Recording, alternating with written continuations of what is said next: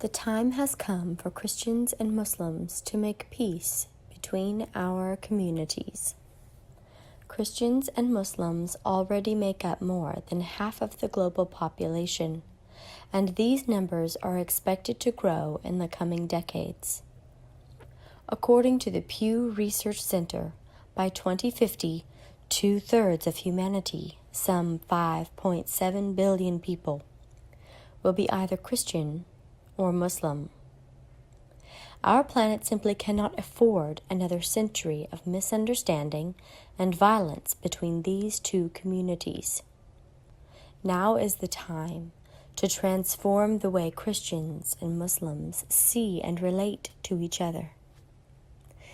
The majority of Christians still maintain a fundamentally Islamophobic position on Prophet Muhammad, peace be upon him.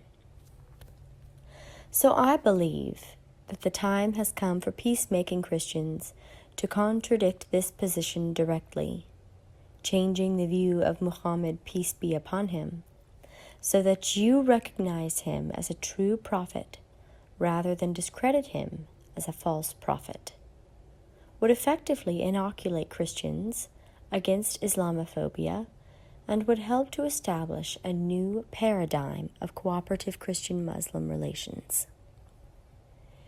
In Jesus' farewell discourse in the Gospel of John, chapters 14 to 16, Jesus speaks about the coming of the Spirit of Truth, in Greek parakletos.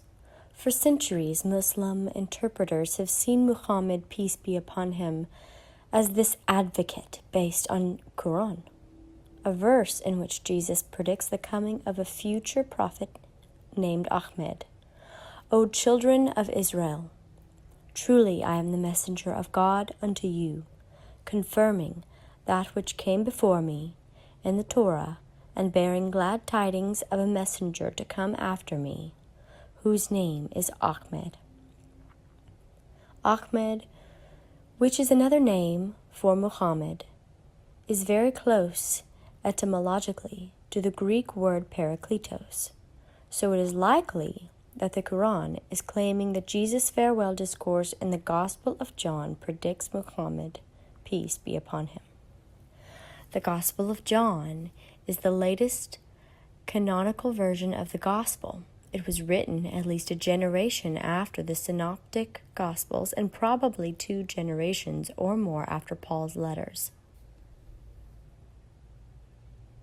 The author of the Gospel of John, often called the beloved disciple, claims to be the last living witness to the resurrection of Jesus Christ. The Gospel of John plays a similar role for the New Testament as Deuteronomy does for the Torah. Deuteronomy is the latest text of the Torah. It reiterates the law of Moses as told in the 4 earlier books, and like the Gospel of John, it predicts a future prophet. I will raise up for them a prophet like you from among their own people. I will put my words in the mouth of the prophet, who shall speak to them everything that I command. Both Deuteronomy and the Gospel of John are reflections on specific revelations, the Torah and Gospel, and both indicate that there is more revelation to come. The Gospel of John's language for the Spirit of Truth, or advocate, is strikingly similar to Deuteronomy's. He will not speak on his own, but will speak whatever he hears, and he will declare to you the things that are to come. Like Deuteronomy, the Gospel of John opens up an expectation for future revelation. John's prophecy is not so specific that it must apply to Muhammad, peace be upon him, and only Muhammad. But insofar as the Holy Quran makes the claim that Muhammad, peace be upon him, is the Spirit of Truth or advocate that Jesus foretold, a strong interpretive option emerges for Christians to receive Muhammad, peace be upon him, as a prophet that Jesus predicts when he says,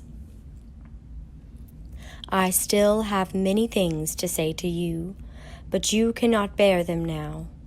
When the Spirit of truth comes, he will guide you into all the truth, for he will not speak on his own, but will speak whatever he hears, and he will declare to you the things that are to come.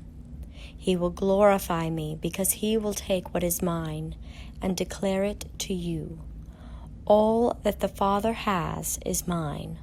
For this reason I said that he will take what is mine and declare it to you.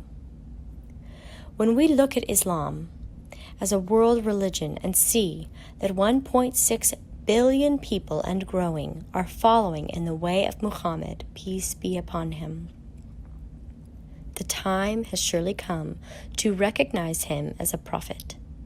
If Muhammad, peace be upon him, is not a prophet, who is? It is understandable, really, that so many Christians have been defensive and have reacted negatively to Islam. That kind of group ego, fear-based response is part of human nature.